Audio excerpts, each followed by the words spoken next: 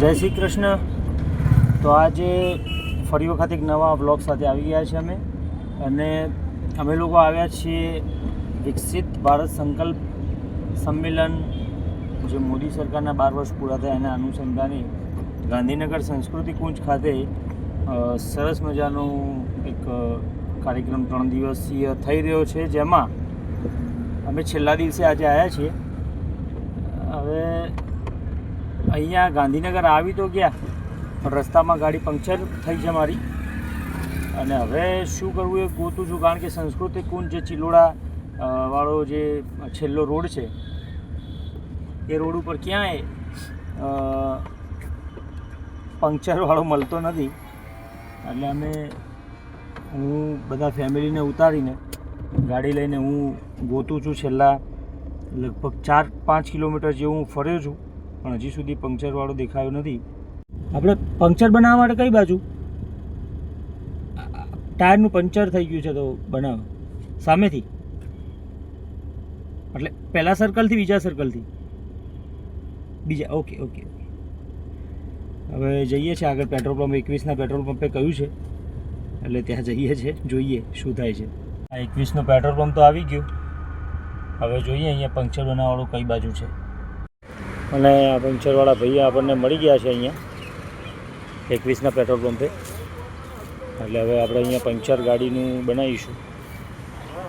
હવે ગાડીનું પંક્ચર લગભગ છે, હવે જોઈએ શું થાય છે. મારી ગાડીમાં પંક્ચર નહોતું, પણ સામાન્ય લીકેજ છે, એટલે એના લીધે હવા બહુ ઓછી થઈ ગઈ હતી. પણ ચેતતા નર સદા સુખી, એટલે મેં અત્યારે ચેક કરાવી જ લીધું કે ભાઈ તું ચેક કરી લે. રાત્રે 10-11 વાગે કાર્યક્રમ પતે અને ત્યાંથી પછી હવા ના હોય, કારણ કે સ્પેર વ્હીલ રાત્રે ક્યાં લગાવવા બેસીએ આપણે. એટલે મેં અત્યારથી જ હવા ચેક કરાવી લીધી છે, ટાયર ચેક કરાવી લીધું.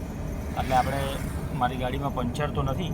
હવે પાછું સંસ્કૃતિ કુંજે જઉં છું, ત્યાં એક બીજી રામાયણ ઊભી થશે હવે, કે ત્યાં મને પાર્કિંગ હવે નહીં મળે જગ્યા.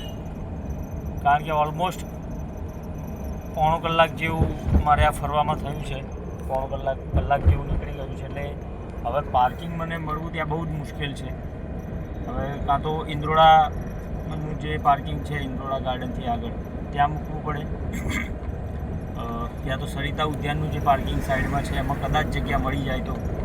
વસંતોત્સવમાં તો લગભગ જગ્યા નથી મળતી હોતી, પણ અત્યારે જગ્યા મળી જાય કંઈ કહેતા નથી. એટલે હવે ત્યાં જઈને જોઈએ છે શું થાય છે અને આજનો કાર્યક્રમ કેવો રહે છે. વસંતોત્સવ તમે જે જુઓ છો, વસંતોત્સવમાં હવેલી અને આ વિસ્તાર ખૂબ જ શણગારેલો હોય છે, ખૂબ જ શણગારેલો હોય છે. જ્યારે અત્યારે તમે જુઓ ચકલું ફરકતું નથી. આ એ હવેલી છે જે વસંતોત્સવમાં અહીંયા પાછળ આપણો અહીંયા કાર્યક્રમ છે. વસંતોત્સવમાં આ જગ્યા ખૂબ જ ભરેલી હોય છે. અત્યારે બધું જ ખાલી છે અહીંયા.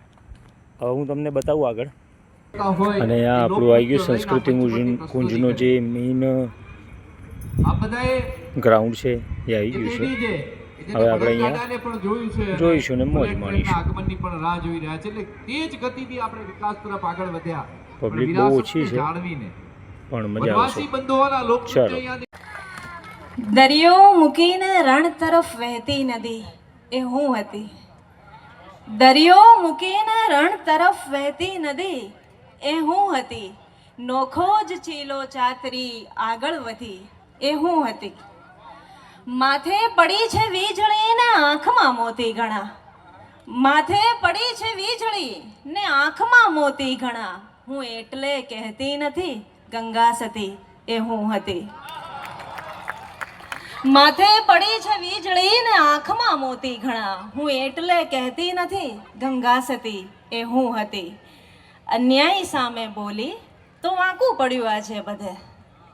અન્યાય સામે બોલી તો વાંકું પડ્યું આજે બધે. નહીતર જે કાલે છોકરી સીધી હતી એ હું હતી.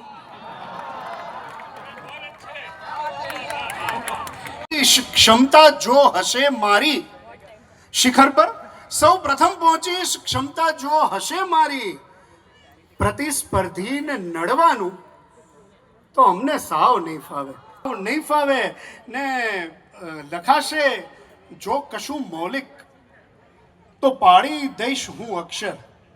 લખાશે જો કશું મૌલિક તો પાડી દઈશ હું અક્ષર. જૂના કિત્તા ચગડવાનું તો અમને સાવ નહીં ફાવે, કે વિચારોમાં જ મળવાનું તો અમને સાવ નહીં ફાવે. તો માર્ગને પીછાણું છું ને પગથી પરિચિત છું. માર્ગને પીછાણું છું ને પગથી પરિચિત છું. હું મારી સફરની હર રગ રગથી પરિચિત છું. ને મેં પૂછ્યું ફરી મળશું? એણે કહ્યું કે લગભગ. મેં પૂછ્યું ફરી મળશું? એણે કહ્યું કે લગભગ. હું સારી રીતે એના લગભગથી પરિચિત છું.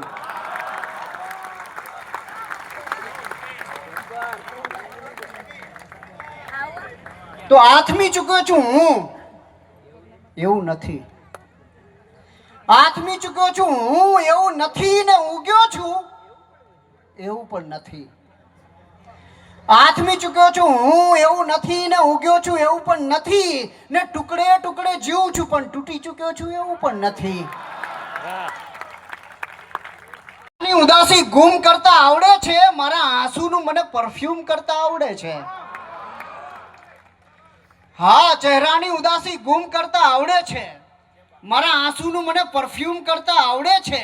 ને નાની તો નાની પરંતુ સુખની તસવીર આપો. નાની તો નાની પરંતુ સુખની તસવીર આપો. કોઈ પણ તસવીર અમને ઝૂમ કરતા આવડે છે. ઉસ્લૂબ સમજતે હોંગે. તમે એટલું સરસ સાંભળી રહ્યા છો તો મને સૌમ્યભાઈ કહેવાનું મન થયું, એનો બરાબર મર્મ સમજતા હશે. वो गजल वालों का उस्लूब समझते होंगे. चांद कहते हैं किसे खूब समझते होंगे. और इतनी मिलती है मेरी गजलों से सूरत तेरी कि लोग तुझको मेरा महबूब समझते होंगे. તો આવા સરસ માહોલમાં તમે સાંભળી રહ્યા છો એટલે થોડા શેરથી શરૂ કરું છું કે આંખમાં રહે છે, નીર જેવી છે. આંખમાં રહે છે, નીર જેવી છે, શાયરીના રુધિર જેવી છે. આંખમાં રહે છે, નીર જેવી છે, શાયરીના રુધિર જેવી છે. ને પ્રશ્ન એનો નથી ઉકેલાતો, છોકરી કાશ્મીર જેવી છે. ને મને હમસતો એકવાર બસ તાવ આવ્યો હતો, કે મને હમસતો એકવાર બસ તાવ આવ્યો હતો. એમાં પણ તે બાધા રાખી હતી ને, હે ને હું ચિઠ્ઠીનો જવાબ આપવો ભૂલ્યો. હું ચિઠ્ઠીનો જવાબ આપવો ભૂલ્યો તો તે દર્પણ સામે ચીસો પાડી હતી ને, હે ને બે ફૂલોને સાવ અડોઅડ જોઈને, બે ફૂલોને સાવ અડોઅડ જોઈને તે સહેજ અથેળી મારી દાબી હતી ને. વાહ ભાવેશ ભટ્ટ વાહ. હે ને એક જ્યોતિષે ના પાડી હતી મારા વિશે, એક જ્યોતિષે ના પાડી હતી મારા વિશે. ત્યારે તે તારી નસ કાપી હતી ને, હે ને હું અચાનક સમયની જ્વાળામાં લપટાયો, તું પછી થોડું ગભરાઈ હતી ને, હે ને જ્વાળા આવી પછી શું થયું કે તારા સુધી આંચ આવવા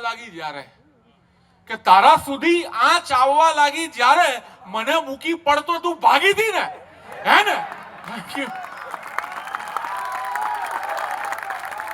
અને કવિતાના ક્લાઇમેક્સમાં જો તમે નરસિંહ મહેતાનું જાગને જાદવા કૃષ્ણ ગોવાળિયા એ યાદ રાખશો તો ક્લાઇમેક્સમાં મજા આવશે. કે તપસ્વીની માફક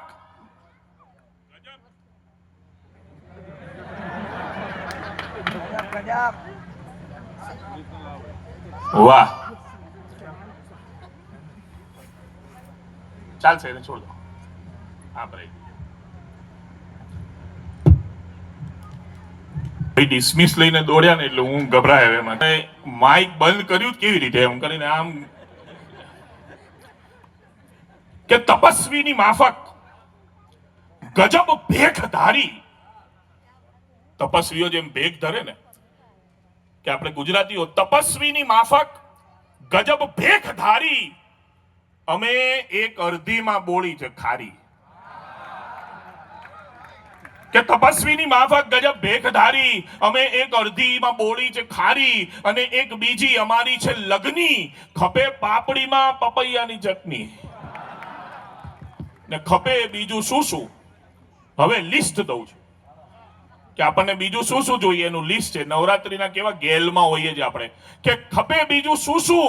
હવે લિસ્ટ દઉં છું કે ખપે એક ઢોલી, ખપે એક કહેરવો, ખપે રાત આખી, ખપે જમ ઝાંઝર, ખપે પગ થિરકતા, ખપે ધડબડાટી, ખપે ઘમ ઘમ ઘમ ઘમાઘમના નાદો, ખપે ગાંઠિયા બાદ સોડાના સ્વાદો, મરીઝના ને નિફ્ટીના બંનેના શેરો.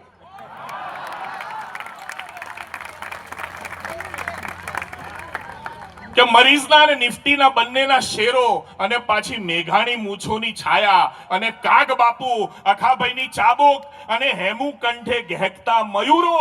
આ બધાય રંગો અમારા છે રંગો, અમારી તમારી જ બોલીના રંગો. આ રંગો સમીપે રખે કોરા રહેતા, આ રંગોને ઝીલો થમેલા ને વહેતા. આ રંગોથી જાદવ જગાડે છે મહેતા, આ રંગોથી જાદવ જગાડે છે.